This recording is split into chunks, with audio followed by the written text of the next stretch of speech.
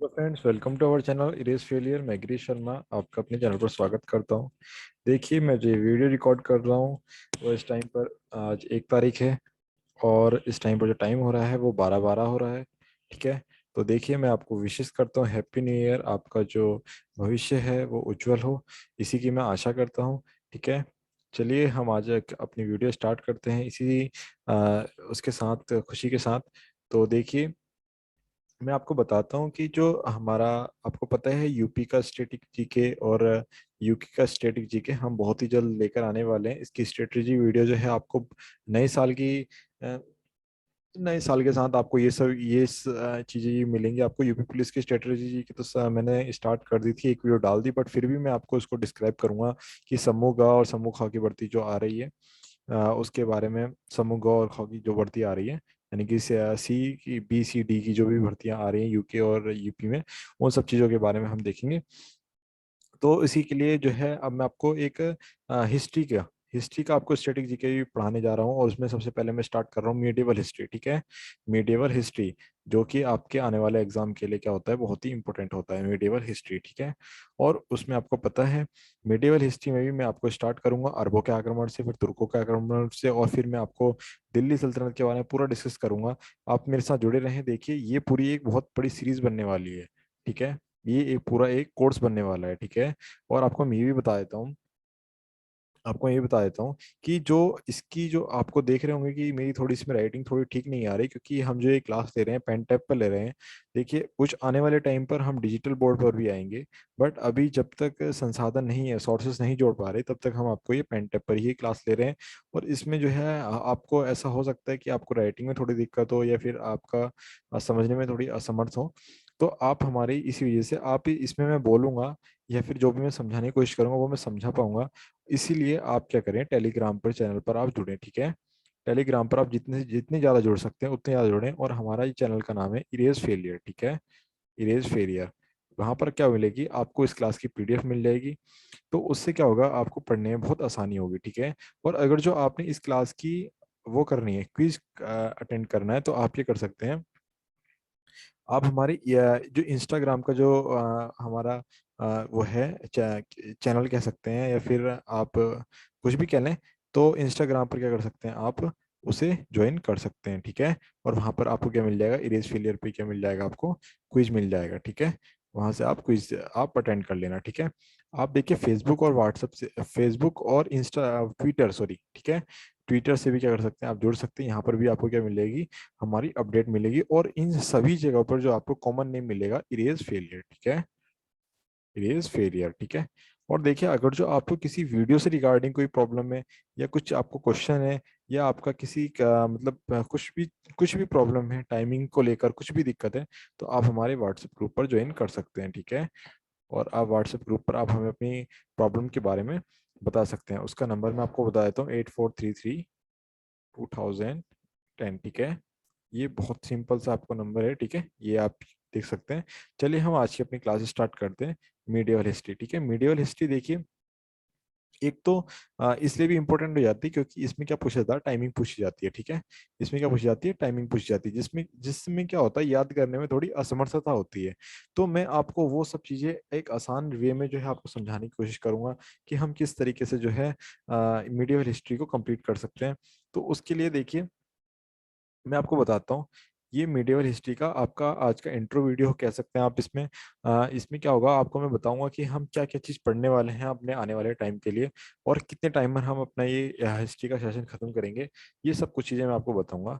देखिए, सबसे पहले आपको पता ही है भारत पर क्या हुआ था, अरबों का आक्रमण हुआ था। ठीक है। भारत पर जो अरबों का आक्रमण हुआ था, उसमें जो नाम आता है वो आता है किसका, मोहम्मद बिन कासिम का। ठीक है। किसका नाम आता है, मोहम्मद बिन कासिम का। ठीक है। और देखिए, आपको पता ही है मोहम्मद बिन कासिम, ये 712 में क्या हुआ था, इंडिया में आया था जब इसने आक्रमण करा था।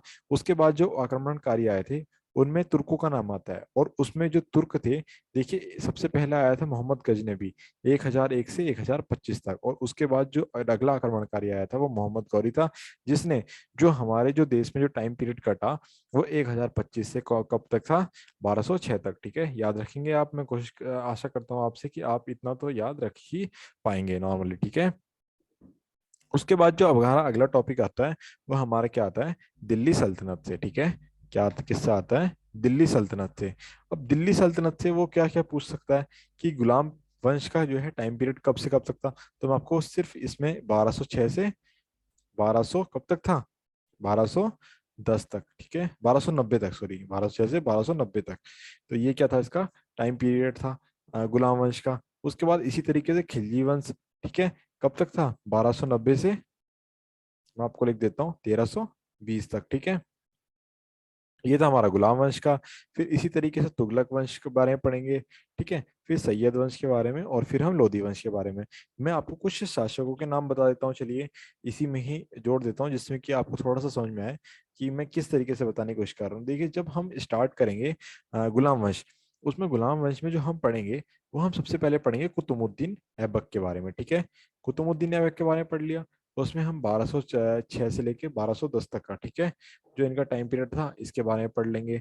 उसके बाद हम आराम शाह के बारे में पढ़ लेंगे, जो हमारे कौन से थे, दूसरे शासक थे, जिन्होंने क्या करा था, गुलाम वंश पर क्या करा था, गुलाम वंश के थे जो दूसरे शासक थे, वो थे हमारे आराम शाह, जिनका जो टाइम पीरियड रहा वो 1210 ईस्वी, यानी कि लगभग एक साल में ही क्या करा, इनका निपटारा हो गया। यानी कि ये क्या हुए, 1210 में ही क्या हुआ, एक ही साल में क्या हुआ, इनका शासनकाल रहा। फिर इल्तुतमिश, फिर रुकुमुद्दीन शाह, रजिया सुल्तान, ठीक है, ये शासकों के नाम आएंगे। फिर ऐसे ही हम पढ़ेंगे खिलजी वंश के बारे में, ठीक है। फिर ऐसे ही हम पढ़ेंगे किसके बारे में, खिलजी वंश के बारे में। खिलजी वंश के बारे में क्या पढ़ सकते हैं हम, खिलजी वंश के बारे में हम पढ़ सकते हैं, देखिए जलालुद्दीन खिलजी के बारे में, अलाउद्दीन खिलजी के बारे में, ठीक है, शराउद्दीन खिलजी के बारे में, कुतुबुद्दीन मुबारक खिलजी के बारे में, ठीक है। इन सब के बारे में हम क्या कर सकते हैं, खिलजी वंश में पढ़ेंगे। फिर तुगलक वंश आ जाता है हमारा, और फिर सैयद वंश और लोधी वंश। देखिए, लोधी वंश बहुत छोटा ही है, इसमें सिर्फ तीन ही शासक थे, और तो मुझे नहीं लगता कि इसमें कोई प्रॉब्लम होने वाली है। इसमें से तीन शाह, एक बहलोल लोधी, सिकंदर लोधी और इब्राहिम लोधी, ठीक है। आशा करता हूँ आप ये चीज समझ पा रहे होंगे। मैं इसमें थोड़ा सा और आगे बताता हूँ, देखिए आपको इसमें आगे बताने के लिए क्या है, आगे बताने के लिए ये होगा कि आपका दिल्ली सल्तनत में तो मैंने आपको बता दिया, चलो कि गुलाम वंश में ये शासक आए, खिलजी वंश में ये शासक आए, फिर तुगलक वंश के बारे में, सैयद वंश के बारे में, लोधी वंश के बारे में। पर उसमें मैं आपको ये बताना रह जाएगा कि प्रशासनिक स्थिति कैसी थी, यानी कि उसका प्रशासन किस तरीके से चलता था, ठीक है। फिर आर्थिक स्थिति के बारे में पढ़ेंगे, फिर हम सांस्कृतिक स्थिति के बारे में, और फिर सामाजिक स्थिति के बारे में, और फिर हमारा क्या हो जाएगा यहाँ पर, ये चीज खत्म हो जाएगी। उसके बाद जो आएगा हमारा, वो आएगा हमारा सूफी आंदोलन से, ठीक है। उसके बाद किस चीज के बारे में आएगा, हमारा आएगा किसके बारे में, सूफी आंदोलन, सूफी आंदोलन, भक्ति आंदोलन, ठीक है ना। फिर आएगा अलवर शाखा, ये आपने जो है इसमें पढ़ी होगी, ठीक है, मैं आपको बता देता हूँ, देखिए। फिर आएगा हमारा क्या, सूफी आंदोलन, ठीक है, सूफी आंदोलन, और फिर उसके बाद भक्ति आंदोलन, ठीक है, ये आ जाएंगे। और उसके बाद फिर प्रांतीय राजवंश, यानी ठीक है, जो प्रांतों में क्या करते थे, क्योंकि पहले प्रांत होते थे, ठीक है, तो वहां पर राज किया करते थे, ठीक है, उनके बारे में पढ़ेंगे। तो मैं आपको बताता हूँ, ये सूफी आंदोलन में हम किसके बारे में पढ़ेंगे, कि भारत में सूफीवाद किस तरीके से स्टार्ट हुआ, ठीक है। फिर हम किसके बारे में पढ़ सकते हैं, भारत में सूफीवाद किस तरीके से स्टार्ट हुआ, चिश्ती आंदोलन, शहाबर्दी आंदोलन, या सिलसिला, सॉरी ये तो सिलसिले हैं, ठीक है। इन सब के बारे में पढ़ेंगे। भक्ति आंदोलन में हम किसके बारे में पढ़ेंगे, अलवर शाखा, निहार शाखा, सगुण भक्ति शाखा, ठीक है, निर्गुण भक्ति शाखा, इन सब के बारे में हम किसमें पढ़ेंगे, भक्ति आंदोलन में, ठीक है। उसके बाद जो आता है वो आता है हमारे प्रांतीय राजवंश। अब प्रांतीय राजवंश में आपको, इसमें आपको सबसे पहले आपको आज का जो काम है वो सिर्फ यही है कि प्रांत किसे कहते हैं, ठीक है। आपने क्या बताना है, प्रांत किसे कहते हैं, ठीक है। आज आपने सिर्फ इसी के बारे में देखना है, ठीक है। उसमें आपके प्रांतीय आंदोलन में क्या होगा, बहमनी साम्राज्य, बरार, अहमदनगर, बीदर, बीजापुर, गोलकुंडा, जनादेश, गुजरात, मालवा, उड़ीसा, बंगाल, जौनपुर, मेवाड़, मारवाड़, कश्मीर, इन सब चीजों के बारे में हम किसमें पढ़ेंगे, प्रांतीय राजवंश, ठीक है। आशा करता हूँ आप ये सब कुछ ही समझ पा रहे होंगे, जो मैं कहना चाह रहा हूँ, जो मैं समझाना चाह रहा हूँ। देखिए, आज ये सिर्फ इंट्रो वीडियो हो रहा है, ठीक है ना। इसमें सिर्फ आपको ये बताया जा रहा है कि इसमें किस चीज में किस तरीके से पढ़ाया जाएगा या फिर क्या होगा। देखिए, प्रांतीय राजवंश जब खत्म हो जाएगा, उसके बाद जो मैं चीज आपको कराऊंगा वो होगी हमारा क्या, विजयनगर। क्योंकि विजयनगर अपने आप में ही सबसे बड़ा, मैं कहता हूँ कि सबसे अच्छा और सबसे मजबूत कह सकते हैं इसे, ठीक है, विजयनगर साम्राज्य, ठीक है, साम्राज्य, ठीक है। इसके बारे में पढ़ेंगे। विजयनगर साम्राज्य में हम इसके प्रशासन किस तरीके से चलाते थे, यहाँ पर आर्थिक स्थिति क्या थी, सामाजिक स्थिति क्या थी, इन सब चीजों के बारे में हम कहाँ पढ़ेंगे, विजयनगर में। ठीक है। उसके बाद जो हमारा अगला टॉपिक आता है, बहुत अच्छा टॉपिक आता है, वो हमारा आता है क्या, पढ़ने लायक, यानी कि जिसमें हमें मजा आने वाला है। वो टॉपिक होता है हमारा मुगल साम्राज्य। ठीक है।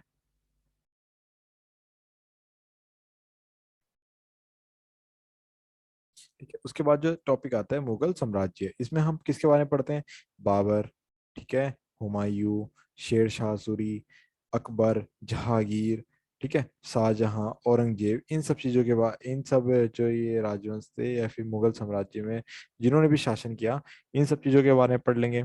उसके बाद आता है हमारा क्या, उत्तर मुगल साम्राज्य, यानी कि क्या था, मुगल साम्राज्य के बारे में। उसके बाद हम पढ़ेंगे किसके बारे में, उत्तर मुगल साम्राज्य के बारे में। देखिए अभी मैं आपको कोई डेट नहीं बता रहा, कोई कुछ नहीं बता रहा, ना ही मैं आपसे कुछ चीज पूछ रहा हूँ। पर जब मैं क्लास लूंगा तो उसमें मैं आपसे क्वेश्चन भी पूछा करूंगा, जो कि आपने क्या करना है, कमेंट सेक्शन में बताना है। ठीक है। जैसे आज ही आपका एक क्वेश्चन बन गया, क्या प्रांत किसे कहते हैं, ठीक है, एक प्रांत किसे कहते हैं, ये आपने क्या बताना है, कमेंट सेक्शन में बताना है। ठीक है। जो इसका आंसर होगा वो मैं आपके अगली वीडियो की स्टार्टिंग में क्या करूंगा, इस चीज को लूंगा। ठीक है। अब जो ये प्रांतीय साम्राज्य के बाद, जो प्रांत साम्राज्य के बाद, उसके बाद हमारा विजयनगर आ गया, और फिर मुगल साम्राज्य आ गया, और उसके बाद आ गया हमारा क्या, उत्तर मुगल साम्राज्य। ठीक है।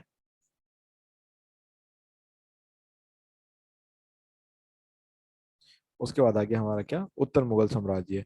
इसमें जो हम पढ़ेंगे वो पढ़ेंगे बहादुर शाह, ठीक है, प्रथम, फिर ठीक है, इन सब चीजों के, बहादुर फेर हुआ, मोहम्मद शाह, अहमद शाह, आलमगीर, ठीक है, इन सब चीजों के बारे में हम पढ़ेंगे उत्तर मुगल। देखिए इसमें एक चीज आता है मराठा। ठीक है। मराठा साम्राज्य, मराठा साम्राज्य में हम क्या पढ़ेंगे, देखिए मराठा साम्राज्य में हम पढ़ेंगे गोरिल्ला।